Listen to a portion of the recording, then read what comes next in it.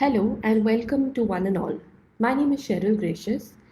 I am a freelance learning and development specialist. I would like to share a few things with each one of you with respect to the topic resume. Some of the do's and don'ts of a resume is what I would like to share from my perspective. Before we get started, just a small introduction about myself. So, I've been a trainer for 11 and a half years, and I've got a total work experience of 13 years with the telecom industry. I look at the experience as a learning, and I'd like to share some important learnings through this topic. This is an important topic for each one of you who are looking at coming back to a job or those who are starting a new job. So let's get started with a resume and what are the do's. So I've listed a couple of points and I'd like to share those points with you. So the first point I would say is keep it honest and keep it simple. It's very important that your resume is something which is more presentable, simple, and also has factual information. So keep everything that in your resume is honest and based on a very simple format. Second is the objective that you write as your statement. So your objective statement would give us an insight onto your skills that you have and how is it relevant to the job. The statement could also be a summary statement. If you have experience, then you would add your best accomplishment, and that could be highlighted in your summary statement. The third, I would say, would be your skills. So it's very important to look at your skills, think about what are your skills, and mention those as skills. Technical skills or let's say vocabulary skills, something which is more explicit and unique to you. The next I would say is if you are an experienced person, mention your recent experience on the top. So let that come first. The recent experience just gets the recruiter to understand that yes, this is currently what you're doing. So work from current to the past experiences.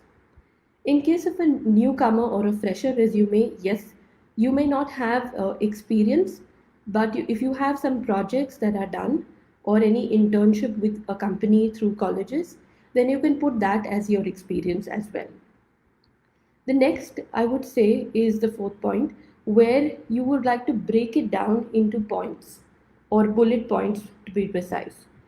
Avoid using long sentences. The bullet points is just a highlight so people can just see the point and identify what is your resume all about. Another point would be if you are attached to any social organization or an NGO or you volunteer for some organization like Grow a Plant or some organization, you could probably put it down as an ad volunteer. So yes, that volunteered work will be a little extra boost to your resume as well. Looking at professional organizations and professional social media platforms, LinkedIn is also a platform which you could put on in terms of your LinkedIn profile or your profiles for Facebook. But yes, certain profiles like the LinkedIn profiles, which is a more experience and a more organized platform for companies. So I think that's also more impactful. So yes, add your profile, which is the LinkedIn profile or the other profiles, which will actually give an insight into the company as to what you've been doing. So you can't write everything in a resume, but yes, that additional profile will take them through what you have been doing and your expertise. That's for the do's of a resume. Also important, I would say, is the don'ts of a resume. So yes, we have a lot of don'ts that are there. With the changing times, we also have to change the outlook that we are looking at in terms of a resume. So yes, make your resume short, don't make it too long. I would say 2 to 3 pages would be a good resume. If you're going really beyond, honestly, I think a recruiter would have that much of time to read it. So stick to 2 or 3 pages, so don't get too lengthy.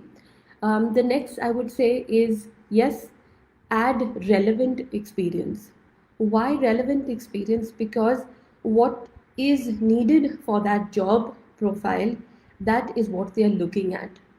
What you have actually done in terms of work, or let's say a project, add those relevant experiences. Don't add too much of detail, but add the relevant experience. So that's very important.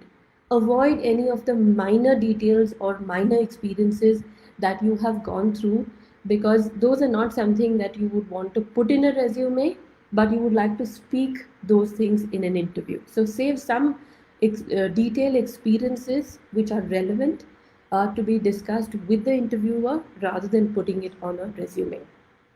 Also, it's important to keep the details very simple. So when we start the resume, we put the name, we put our LinkedIn profile, email, contact number. All that is your basic format. Choose a format which is simple and it gives you a highlight as to what is the flow of the resume. Once that flow is there, sometimes we find resumes which have father's name or family details or address. Honestly, I'm sure they're not going to talk to your father about you, or they're going to come to visit you, but yes, they would love to know more about you. So avoid giving too much of family details or address details. Yes, those are some things that they probably would also kind of want to ask you. Where do you stay? Maybe the location is too far from your house, or they would want to know something about your family, which I'm sure can be asked during an interview rather than putting it on a resume. So avoid too much of family details. When you're applying for a job, I know we're very enthusiastic, but avoid applying for all the jobs. So, yes, first thing first, understand what you're good at, okay, what you want to do, what you're passionate, and what you really feel that you're going to do well. So, apply for jobs, be a little more selective.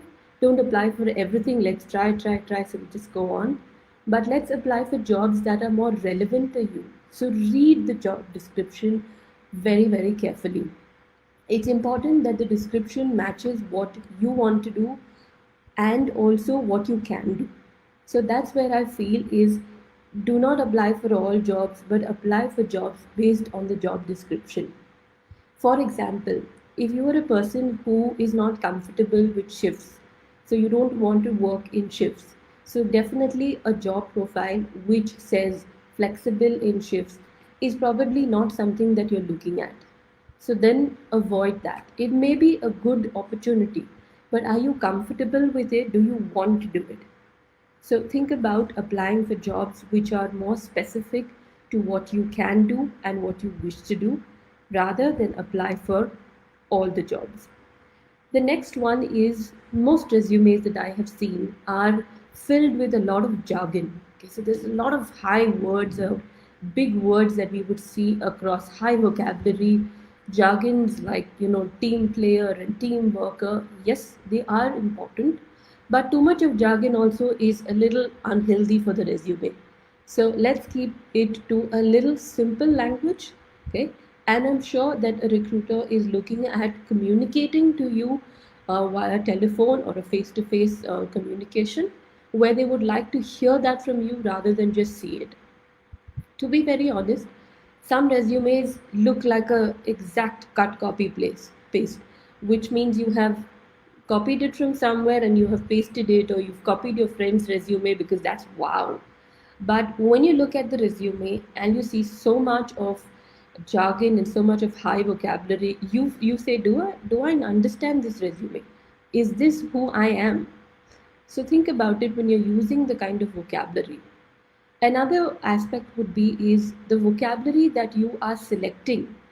Um, does the opposite person understand it?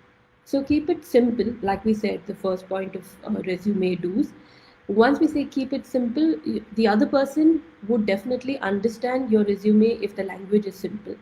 But if you're going to use high vocabulary or a jargon, the recruiter may find it difficult to understand your resume. On the other hand, yes, the number of pages is extremely important. I'm sure some people with a lot of experience have the ability to write everything that they have learned. and everything that they have experienced, but nobody has the time to do so. So in that case, yes, it's very important for you to put pen down things that are relevant and keep it to a minimum 2 to 3 pages. That's it. For a fresher, I think if there's no experience, a one-page resume is absolutely fine. Okay.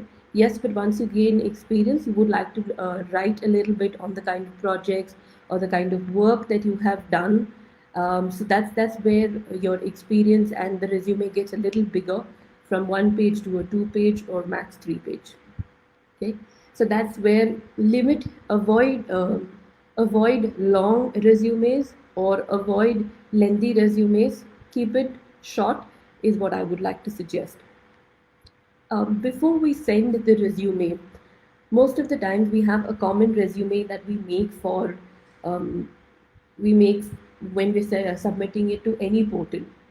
What I would like to do is, I would like to suggest that when you're looking at the job description and then you're sending your resume, there are some things that you'd like to edit or like to change. Not giving incorrect information, but you like to change. So when you're editing that resume, before you send it, before you attach it, make sure you proofread the email. So what do I mean by proofread? It's just a way of checking. So check. Okay, have I put in the company name? Have I put in the number of years of when did I start? When did I, did I put in what designation? So make sure that you check everything in that resume before you upload it and before you hit the send button to send that resume. Proofreading is very important. So avoid just clicking on the resume, downloading it, or uploading it and just sending it across. Proofread your email, your resume, because the resume, when once it's proofread, it's very important that somebody looking at your resume has an idea that you have gone through it, you know your resume. When you actually get to the next level of an interview, yes, the interviewer or the recruiter will ask you questions based on your resume. So yes, if there's an edit done or you have proofread your resume before sending it, it's absolutely important for you to be aware of what are the changes that you have made so that you can answer the recruiter efficiently. Okay. I would like to go on to some of the questions as well, which we have received from different people. Okay, but before that, I'd also like to add one more thing. Okay, so there is a difference when we look at a resume and we look at a CV. Okay, so a CV mostly is something which is a lot of detail. Okay, most countries like US and Canada, okay, they have the format of a CV.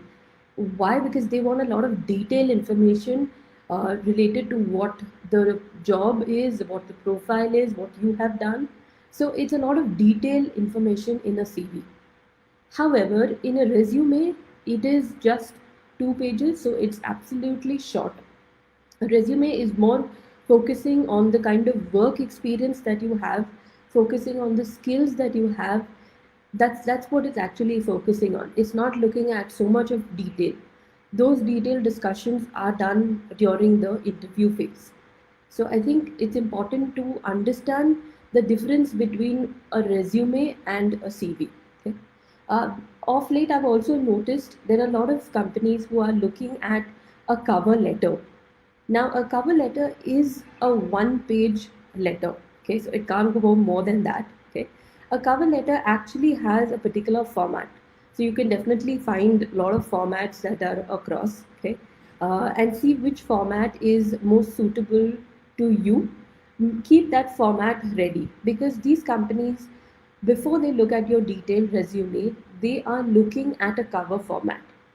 Now, in a cover format, you're actually addressing that person and you're actually writing a one-page cover letter to that person. That has to have certain explicit details in it. Yes, definitely your name, contact number. So they look at the cover letter before looking at the resume. If your cover letter is impressive, then yes, the next thing they go on to is looking at your resume. So yes, there are some companies which request you to send a cover letter. So my tip to you would be, Yes, keep your resume ready with the right format, with the right template, and the right details.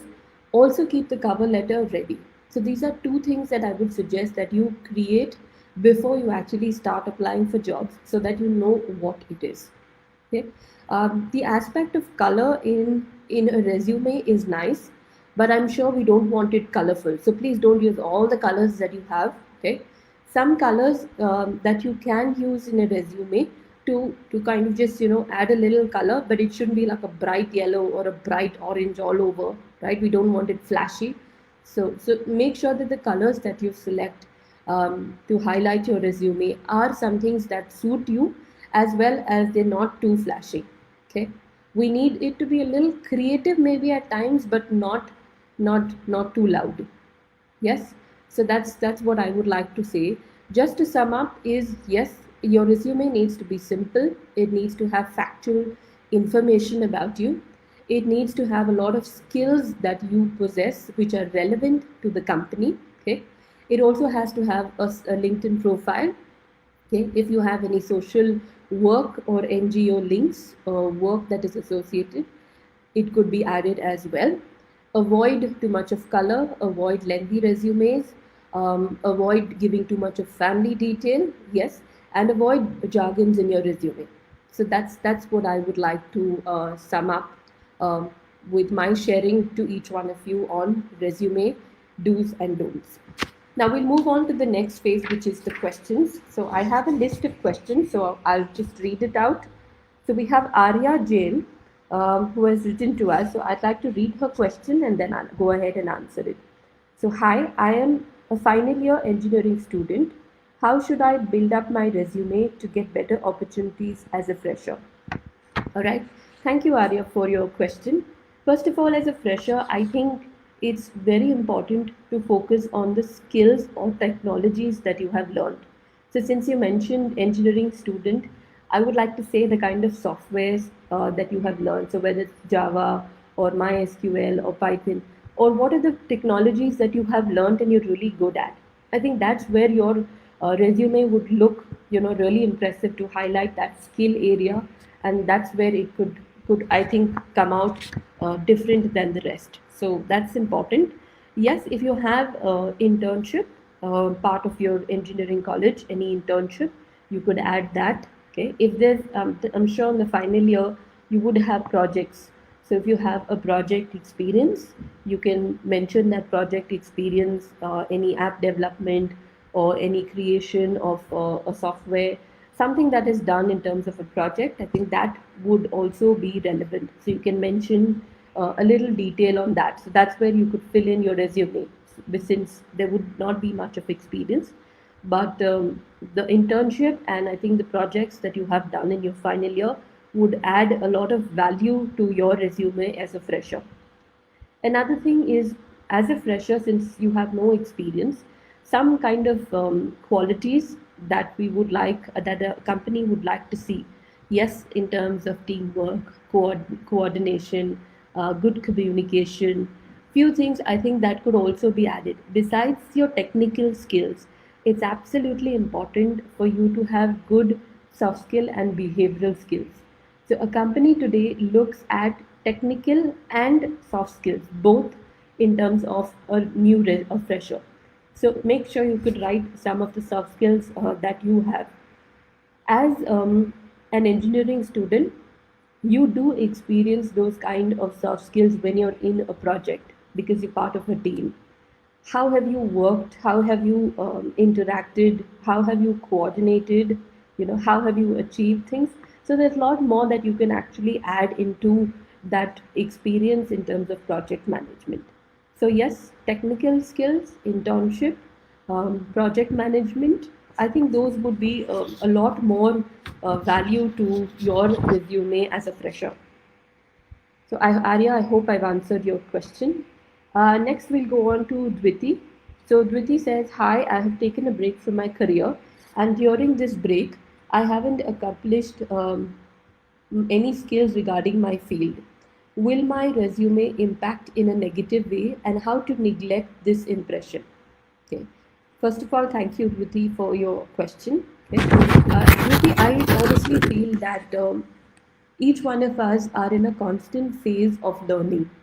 So, yes, when we learn certain skills during a period like a lockdown period or a phase where no productive work is happening, but when we learn few skills, it only enhances you as a person. Yes, so I feel it's important to invest some amount of time to take up a course and learn something. Okay, learning knowledge, skills, I think these are really important. So, yes, invest a little bit of time, maybe not the whole day, but 2 to 3 hours in a day to learn certain skills, and that's going to help you. I it wouldn't say it would be in a negative impact, but as a recruiter, I think they will question you. They will want to find out how and what you have done during that period of break. Okay, so what have you been doing in that period? So they would want to know how have you utilized that time. Okay, just to share a little input. So when I took a break in my career, okay, I started a home bakery business within my own complex first, and that's how I kind of utilized my time. So yes, because my child was too small, I could not join a company. I started doing the home bakery business, and I think that is what kept me for 2 to 3 years till my child grew up. So I think there is something that you need to start doing parallelly. It may not be relevant to your career or profile, but have you invested that time effectively? That's what the recruiter wants to know. Okay, and today with a lot of courses in different portals, whether it's free or paid or discounted, you still have a lot of opportunity to learn. So I would say learning never stops. Invest a little bit of time to learn, and that's when your resume will have a lot more weightage. It won't come across negative, but yes, you have to be ready to answer what you did in that period of break. So we move on to the next question, which is Ruhi. Ruhi says, "Hi, what should be the ideal size of the resume, and what are some ways to prioritize content on my resume?" Okay, so ideal size, I would say 2 pages. Okay, max to three, but keep it to two if you can. How do you prioritize your content? I think the flow of the resume. If you look at all the templates, it has a typical flow. So you start with your name, you have the contact number, the LinkedIn profile. Okay, you have those kind of details either in the center or you have it at the side, depends on the template. Then you have your summary statement or your objective, okay, your career objective. Then you have your technical skills and so your experience, okay, your previous experience, and then you have so that logical flow. I think adds a lot of value to the resume, and it seems more organized, or how you would put it as prioritized, right? So when we say priority, we have the first things that they want to see is yes, your name, your profile, your objective or your statement that you've put, as well as your technical skills or the skills that they are looking at as a recruiter, and then your experience. So I think prioritizing those key things, which is the focus for a recruiter, should be what you're looking at in terms of drafting your resume. So prioritize those things first. Next question we move on to is from Reema Agarwal. Hi, is presentation in a resume more important than its content? Honestly speaking, it's important to have a nice or a simple presentation. So the look, yes, definitely should be good, I would say, because that's the first impression, right? So when somebody opens your resume, if they've got it via email or by the job portal, the first look is what they see. So that presentation look, I feel, is important. Yes, content is also important because they're not just going to look at the resume and say yes, fine. They are going to look at details. So content is also going to be reviewed. So I would say maybe if I'm looking at presentation and content, I would say yes, it would be around 30% of your presentation, and maybe 70% of the content, right? They are definitely going to read your resume. So yes, you can even put it as a 50-50, but don't focus too much on the presentation that you lose out on the content that you need to write in your resume. Okay, so I think you would need to weigh both as well. Next, we have Priyanka Thakur. So her question is, hi, I'm a web designer. Should I show my creativity in building my resume or make it simple? All right. So if you look at different templates, Priyanka, there are creative job templates. So I think those creative job templates already have that creativity in it. So if you can choose something like that, then I think it kind of already adds value to your resume. However, if you want to keep it simple because that's who you are, then you can always keep it simple. Maybe if you have done few projects on web designing, okay, you could mention those in the resume itself, and keep it ready in terms of if they ask you to show that, so you have those things ready to show it in terms of what you have done. So yes, we can't put everything, but yeah, a little creativity for your kind of profile. A creative profile would have some creativity, a little bit different than a regular resume. So yes, you can have it a little more creative. Next question is from Shruti. So hi, I have secured approximately 40 certificates during the lockdown through MOOC. Should I include all of these certificate details in my resume? Wow, kudos, Shruti, to 40 certificates. Wow, that's really amazing. It's definitely going to take a lot of space on your resume if you're going to put 40.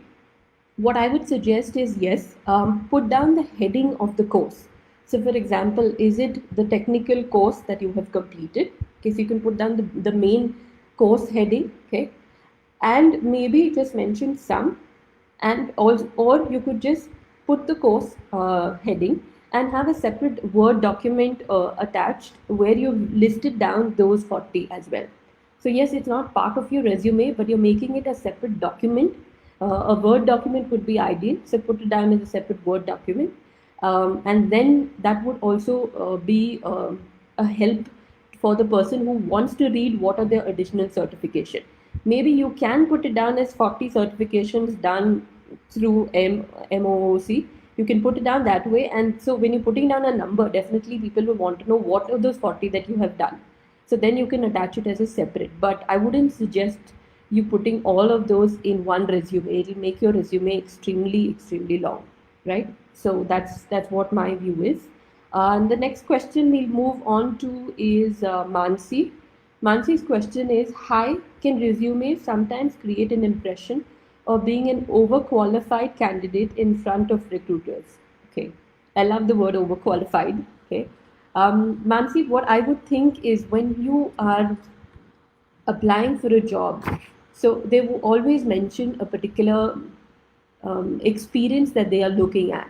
So it's 1 to 2 years or 5 to 8 years, okay, or 10 to 15 years or 15 years plus. So depending on that particular qualification that they have given in terms of experience, number of years, I think that's what you need to look at first. Okay. Second thing is maybe there are certain qualifications where you know a lot more than what is required. Yeah. So yes, I wouldn't say those skills that you are overqualified or you know more. I don't think that means overqualified. But at times your experience that you have and everything that you know could be a little extra. Okay. What they are looking at is somebody at a little lower level, at a medium level. So it again goes back to the job description.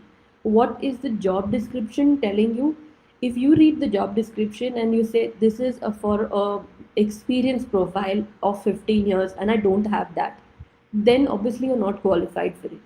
Or vice versa, you have 12 years experience, work experience, and they are asking for maybe 3 to 4 experience. So yeah, you are definitely overqualified for the job. Yes, yes. So that's another thing. I think that's where overqualified jobs is what I would think you're putting it as. Otherwise, I think other qualifications in terms of education or other skill things, I don't think that should mean that you're overqualified for the job. Okay. Next, we have Renu's question. Hi, what are some of the hard don'ts for my resume? So yeah, resume. I think I've already addressed that. So I'll quickly do it. Don't write any irrelevant experience. Okay. Avoid too much of family details. Do not apply for every job that you see on the portal. Don't use high vocabulary or jargon. Don't make your resume too lengthy, and don't forget to check or proofread your resume before you hit the send button. Okay, so that's what I would just sum it up. Shivani's question is: as an HR professional, I came across a lot of resumes. Is there is there a more effective way to sort well fabricated resume? All right. Okay. So I have not been, I've never worked as an HR professional, to be very honest. But yeah, I do kind of have a lot of friends, and I do find out a lot about different profiles. So there is a application tracking system, which is a software that is used by many HR companies today, where the resumes get actually sorted and filtered once they are into that application tracking system. So I think that's where a software helps you as an HR to filter out the candidates which are who are relevant and those who are not relevant as per the profile. With AI taking a lot of advantage and a lot of changes that we see today, yes, there are a lot of AI applications which are coming into the HR department, which can eliminate error. It can also help you segregate those 500 resumes that you reach to probably maybe 50, and then maybe lesser than that. So yes, with AI coming as a technology, definitely there's a lot more softwares that you could use to help. So I was reading about one software company, I think it's in the US, it's called Ideal, and they have it automated completely. There was a very interesting fact that I'd like to share with you. So the AI technology is devised in such a way that three criterias actually get disregarded as part of it. So one is gender, one is age, and one is name. So the AI software is actually designed in a way that it brings about diversity into those job profiles. So they kind of select it across different cultures. So I think those are things which will help you as an HR to get the shortlisting done, and I think that's what I feel could help you. So any software like the ATS, or any software that can help you analyze resumes and get it scaled down to the best candidates, I think that would help you as well. So that's my suggestion to you, Shivani. We have the last question for the day, which is Ashwini. So Ashwini says, I have graduated this year and will be applying to many companies. What are the things which I should avoid while building my resume? Okay, so yes, Ashwini, you are going to join not only a company but a different corporate environment. So yes, you need to start thinking along those lines. So I would say yes, build your resume in such a way that it creates an impact to the company, okay, before they actually see you or interact with you. So I think you need to invest a little bit of time with your resume. Don't just make it with the first format that you see. See a lot more formats. See things which are really nice. Again, since you said you've graduated, depending on the stream that you've graduated, depending on the industry that you select and where you want to work, I think that's also something that is relevant. Yes, what you would avoid is some of the don'ts that I have already shared.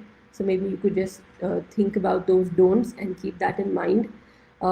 Besides just the resume, I would like to suggest, Ashwini, an extra tip to you is that read about the company. Okay, before when you're applying, yes, you can apply, but read about the company. So go into their website. Okay, go into the details of their company. Check the partners. Check how long, when is the company started. So it's important for you to get a little brief on the company. Apart from the company knowing you, I think there's a lot more that you need to know about the company. So since you're just going to finish your education and start working, I think you need to also start reading, understanding how each company, what is the company about, what is what who's the who's heading the company, when did the company start. That extra information about the company, I think, will give you a boost, will give you an idea, and it will give you a little more understanding of what you're getting into and what you'd like to do, how your skill, in terms of whatever you're educated with, how does your education apply to that company, and how can you use your skill to the best and fullest to that company as well. So I think those are things that you need to look at. Yes, since it's a fresher resume, again, let's keep it to just one page, not more than that. But yeah, keep it simple, and probably keep in the do's as well when you are writing your resume. So that will ensure that you have the best of both. Yes, so with that, I would just like to wrap up, and I would like to say thank you to Jobs for her for giving me this opportunity to share my knowledge on resume and some of the do's and don'ts.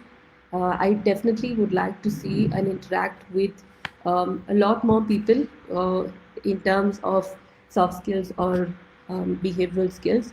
So feel free to reach out to me if you have anything you'd like to learn or you'd like to know about how do you understand a corporate environment. So I'd be happy to share that as well. Thank you, Job Skills, for giving me the chance to have this session and share my thoughts on resume. Thank you, each one of you, and have a nice day.